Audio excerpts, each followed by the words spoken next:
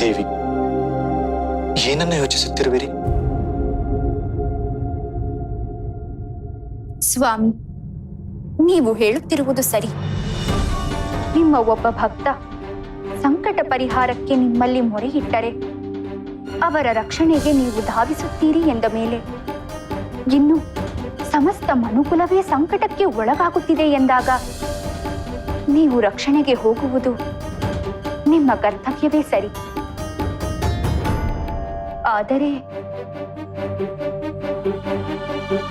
ಆದರೆ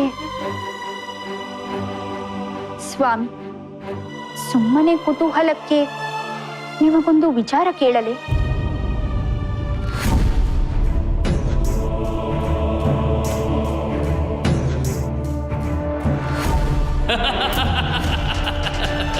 ಹಿರಣ್ಯಾಕ್ಷ, ಆ ದುಷ್ಟ ಮತ್ತೆ ಬಂದನೆ. ನನ್ನನ್ನು ಈ ಮರದ ಕೊಂಬೆಗಳಿಂದ ಬಂಧಿಸಿದ್ದು ಆ ಕಾಮಾಂಧನ ಕುತಂತ್ರವೇ? ಅಂದು ನನ್ನ ಸಹಾಯಕ್ಕೆ ದೇವರ್ಷಿ ನಾರದರು ಇದ್ದರು.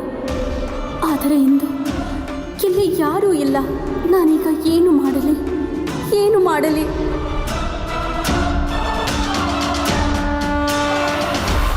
ಏನು ತ್ರಿಭುವನ ಸುಂದರಿ, ಅಂದು ಹುಲಿಯನ್ನು ಕಂಡ ಆ ಹರಿಣಿ ಓಡಿ ಹೋಗಿ ತಪ್ಪಿಸಿಕೊಳ್ಳುವಂತೆ ತಪ್ಪಿಸಿಕೊಂಡೆ. ಆದರೆ ಇಂದು ಕಾಲು ಮುರಿದುಕೊಂಡ ಜಿಂಕೆ ಇನ್ನು ಹುಲಿಯಿಂದ ತಪ್ಪಿಸಿಕೊಳ್ಳಲು ಸಾಧ್ಯವಿಲ್ಲವೆಂದು ತಿಳಿದು ಮೌನವಾದಂತೆ ನೀನು ಮೌನವಾಗಿ ನಿಂತಿರುವೆ.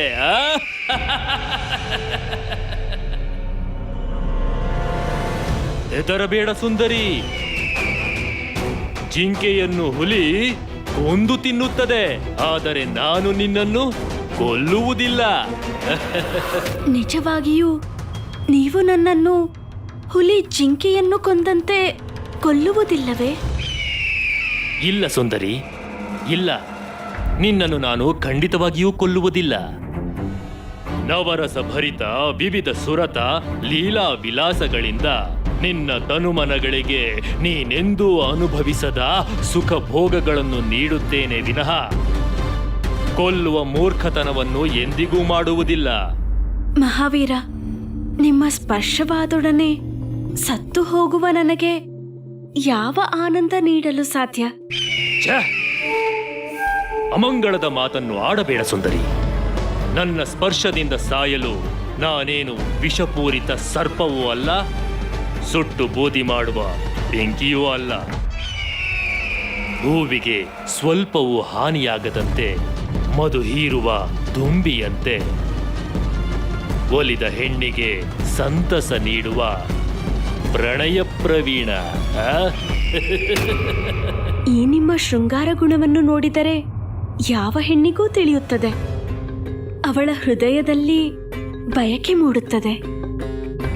ಆಹಾ ಆಹಾ, ಈಗ ನೀನು ನನ್ನನ್ನು ಸರಿಯಾಗಿ ಅರ್ಥ ಮಾಡಿಕೊಂಡೆ ಸುಂದರಿ. ಇನ್ನೇಕೆ ತಡ? ನಡೆ ನಡೆ ನನ್ನೊಡನೆ ಪಾತಾಳಕ್ಕೆ. ಅಮಿತ ಸುಖದ ಆನಂದದಲ್ಲಿ ಮೈ ಮರೆಯೋಣ. ನಿಲ್ಲು ವೀರ, ನಿಲ್ಲು. ನನ್ನನ್ನು ಸ್ಪರ್ಶಿಸಿ ನನ್ನ ಪ್ರಾಣ ಕಳೆಯಬೇಡ. ಏನು ಹೇಳುತ್ತಿರುವೆ ಸುಂದರಿ?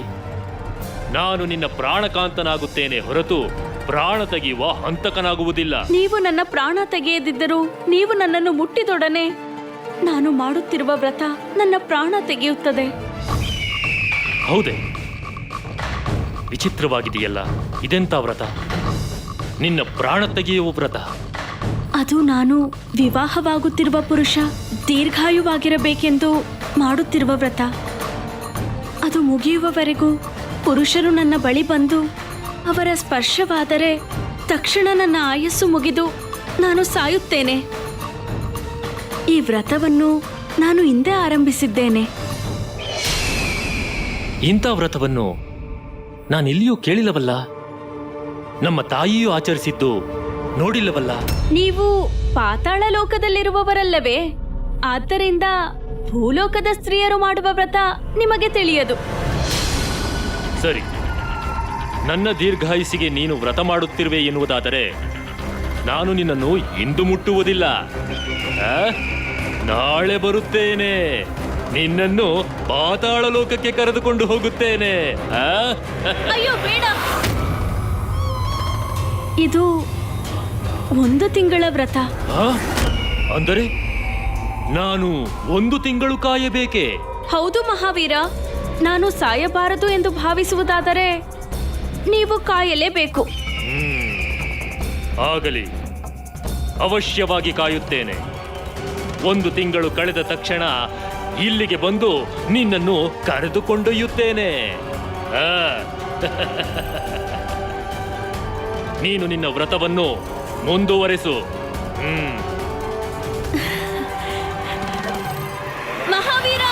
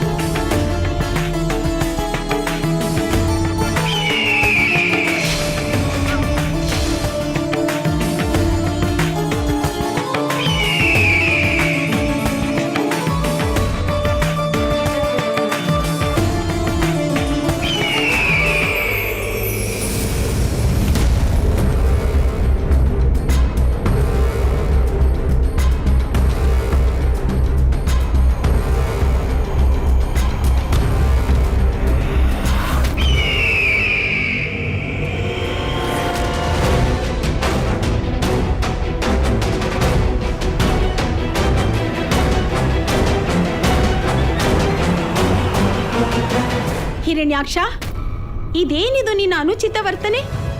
ಯಾವ ತಪ್ಪಿಗೆ ನೀನು ಆ ಹೆಣ್ಣನ್ನು ದೂರ ತಳ್ಳಿದೆ? ಅವಳ ಯಾವ ತಪ್ಪಿಗೆ ನಿನ್ನ ಈ ತಿರಸ್ಕಾರ? ಕ್ಷಮಿಸಿ ಮಾತೆ, ಇದರಲ್ಲಿ ಅವಳ ತಪ್ಪೇನೂ ಇಲ್ಲ.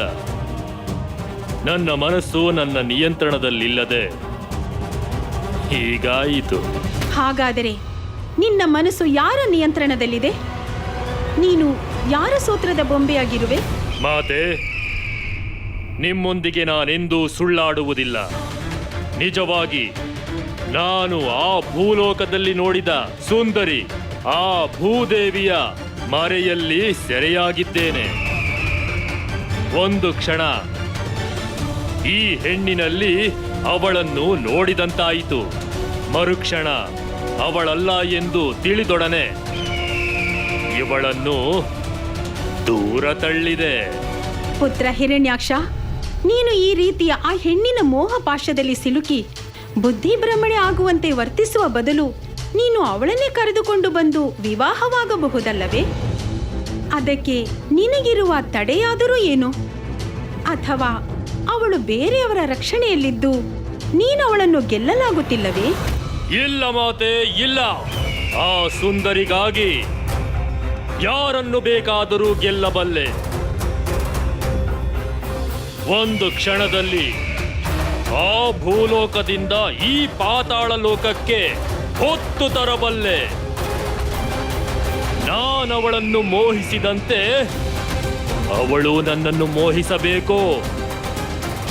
ಅವಳು ನನ್ನೊಡನೆ ಪ್ರೀತಿಯಿಂದ ಬರುವಂತಾಗಬೇಕು. ಅದಕ್ಕಾಗಿಯೇ ನಾನು ತಾಳ್ಮೆಯಿಂದ ಕಾಯುತ್ತಿದ್ದೇನೆ. ಅವಳು ನನ್ನವಳಾಗುವವರೆಗೂ ಬೇರಾವ ಸುಂದರಿಯು ನನ್ನೆದುರು ಬಂದು ಸರಸ ವಿಲಾಸಗಳನ್ನು ತೋರುವುದು ಬೇಡ.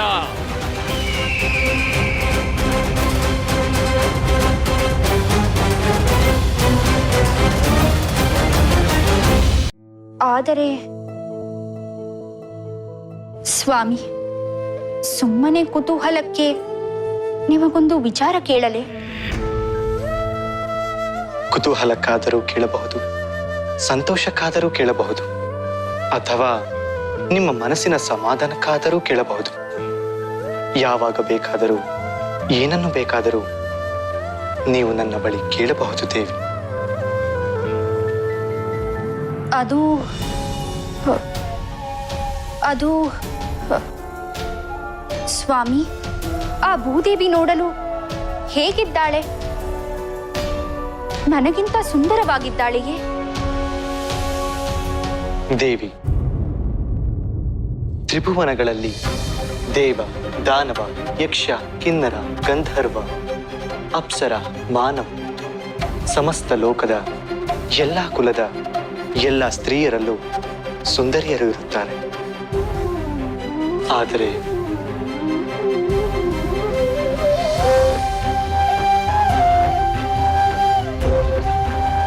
ಯಾವ ಲೋಕದಲ್ಲೂ ಯಾವ ಕುಲದಲ್ಲೂ ನಿಮಗಿಂತ ಶ್ರೇಷ್ಠವಾದ ಸುಂದರಿ ಇರಲು ಸಾಧ್ಯವಿಲ್ಲ.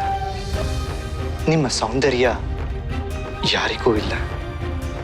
ನಿಮ್ಮ ಲಕ್ಷಣ ಬೇರ್ಯಾವ ಹೆಣ್ಣಿಗೆ ಇರಲು ಸಾಧ್ಯವೇ ಇಲ್ಲ.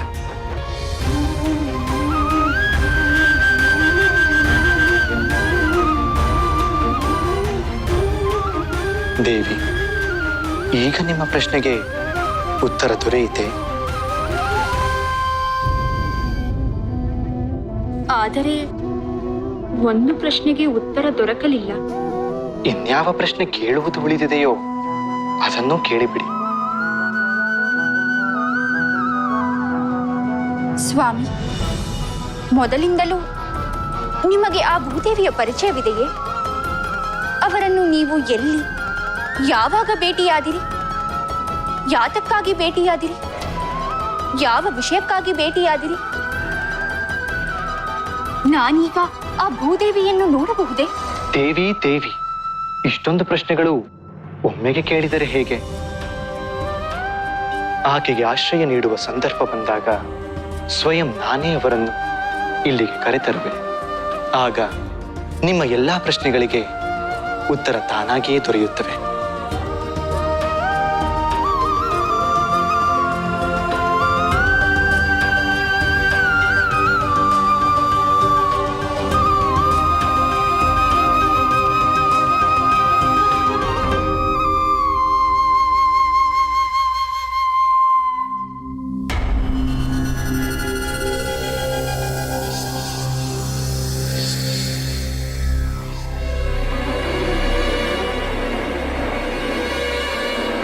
ಪುತ್ರ ಹಿರಣ್ಯಾಕ್ಷ,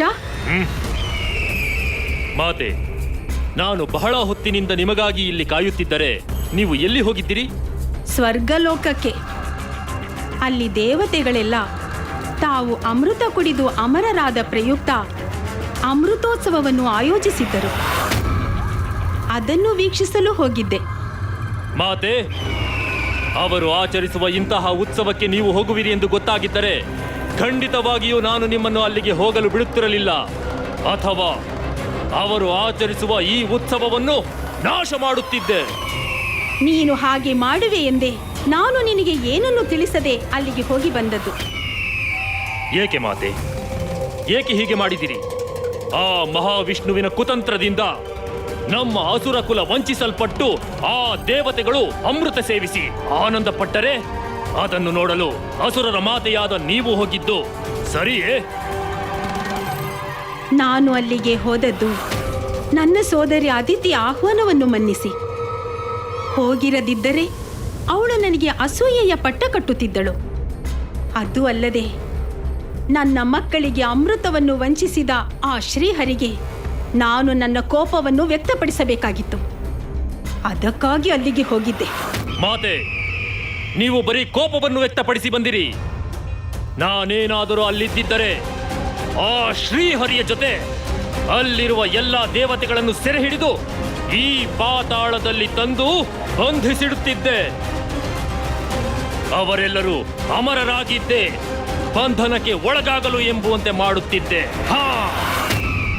ಆಯಿತು ಪುತ್ರ, ಸರ್ವ ಕಾರ್ಯಕ್ಕೂ ಸಕಾಲ ಬರುವವರೆಗೂ ಕಾಯಬೇಕು.